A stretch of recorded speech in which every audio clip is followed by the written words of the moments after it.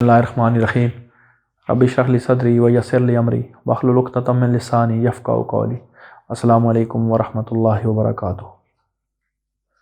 ناظرین، آج سے 1450 سال پہلے 1500 سال پہلے کی دنیا کا مشاہدہ کیجئے، غور و فکر کیجئے کہ اس وقت دنیا کا تمدن کہاں پہ ہوگا، اس وقت کے اہل علم کیسے ہوئے ہوں گے، اس وقت کے لوگوں کی نمود و نمائش بود و باش کیسی ہوئی ہوگی، زندگی گزارنے کا طریقہ کیا ہوا ہوگا۔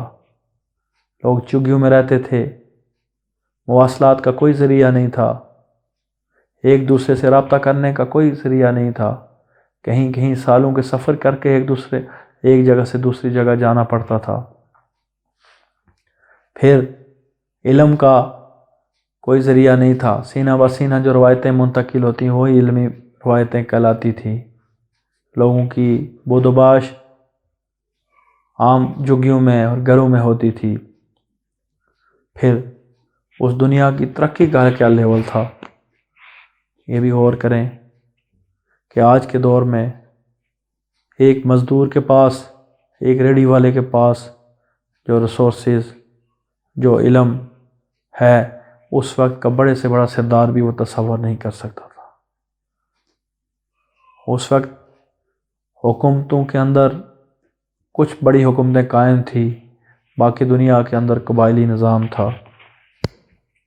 پھر اسی دنیا کے اندر، اسی دنیا میں عرب کے معاشرے کا مشاہدہ کیجئے۔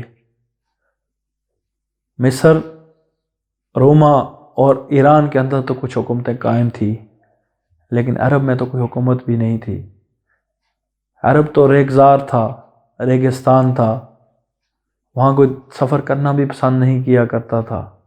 ریت کے پہاڑوں کے پیچھے چھپی ہوئی آبادیاں تھیں، جھگیوں میں لوگ رہتے تھے، علم کا کوئی ذریعہ نہیں تھا، اپنا کماتے، اپنا کھاتے، اپنے قبیلوں کی صورت میں رہتے، تھوڑی تھوڑی باتوں پہ ان پر لڑائیاں اور جھگڑے شروع ہو جاتے اور وہ کہیں نسل تک وہ جاری رہتے۔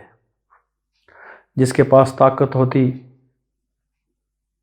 وہ اپنا سروائیول کرتا، اس کی بقا ہوتی، جو کمزور ہوتا اس کو دبا دیا جاتا، پھر بچیوں کو زندہ دفن کر دیا جاتا۔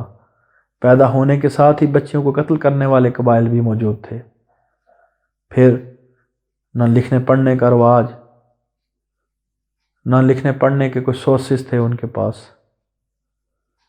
اور نہ کوئی ان کے اندر کوئی بادشاہی تھی، نہ ان کے اندر کوئی حکومت موجود تھی۔ ان حالات کا مطالعہ کریں کہ وہ کتنے تاریک حالات ہوئے ہوں گے، کتنے وحشیانہ حالات ہوں گے، لیکن ان حالات میں رب کائنات نے ایک نبی کو بھیجا جو عرب کے معاشرے کے اندر آیا۔ اب وہی نبی، غور کریں کہ جس معاشرے میں علم کا کوئی سورس نہیں، وہی نبی سب سے بڑا عالم ہے۔ جس معاشرے کے اندر کمیونیکیشن کا ذریعہ نہیں، وہی نبی آسمان کی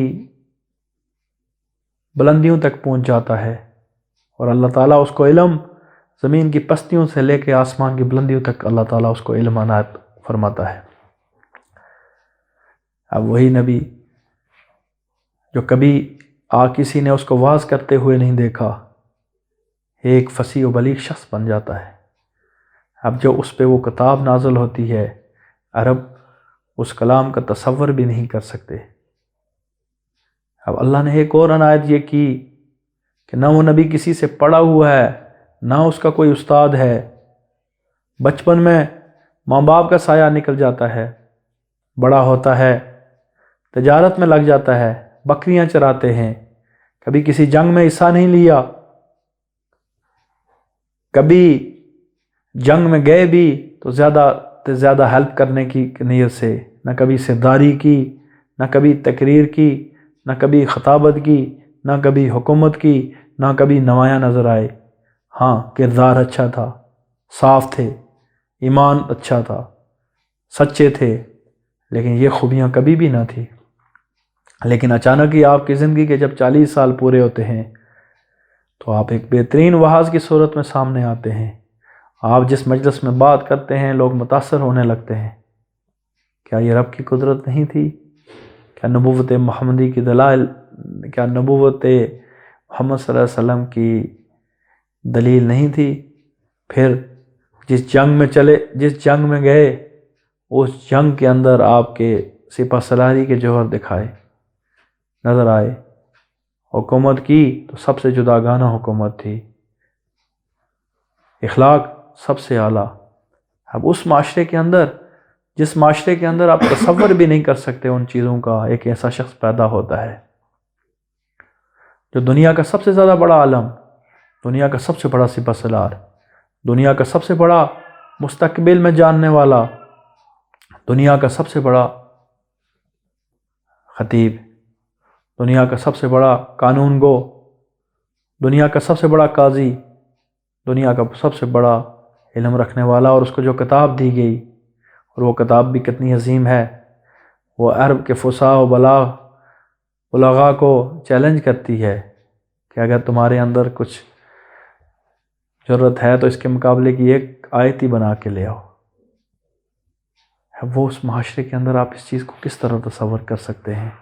آپ کے پاس تو نالج کا سورس ہے، اس وقت تو نالج کا کوئی سورس بھی نہیں تھا، لیکن اگر یہ رب کائنات نے آپ کو اگر نہ بھیجا ہوتا تو ایک ان پڑھ شخص سے آپ اس طرح کی بات تصور بھی نہیں کر سکتے۔ وہ معاشرہ ہی نبی صلی اللہ علیہ وسلم کی نبوت کی سب سے بڑی دلیل ہے، اور آج تک انسانیت کو چیلنج ہے کہ نبی صلی اللہ علیہ وسلم کی کسی بات کو غلط ثابت کر کے دکھائے،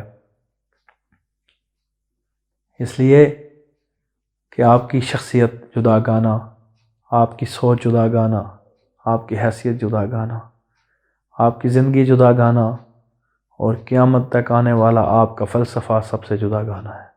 وما علینا الا البلاغ۔